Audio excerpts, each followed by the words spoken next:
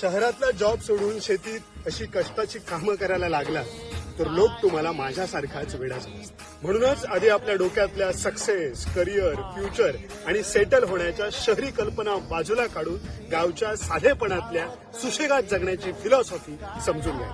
Job करताना रोज सकाळी उठून मी लोकलच्या मागे धावत सुटायचो. 9 ते 5 मध्ये आयुष्य संपत चाललेलं आणि गरजा इतक्या वाढल्या की मी पैशाचा, वेळेचा आणि कंपन्यांचा गुलाम बनलो. शेवटी सगळं सोडून गावची वाट धरली. आयुष्यभराची कमाई जमिनीत खोदली, त्यात एक विहीर खोदली.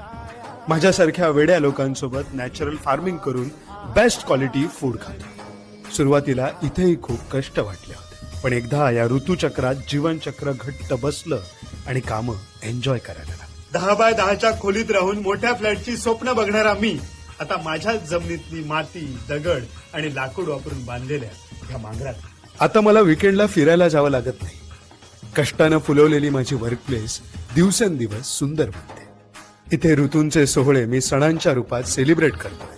हार्वेस्टिंग झालं की शेतकरी कलाकार बनतात, दशावतार करतात, त्यांच्या फोक कल्चरमधून आत्मरंजन अनुभवतात. गावात नोकऱ्या नसल्या तरी सुखी जीवनासाठी लागणारं सगळं काही आहे.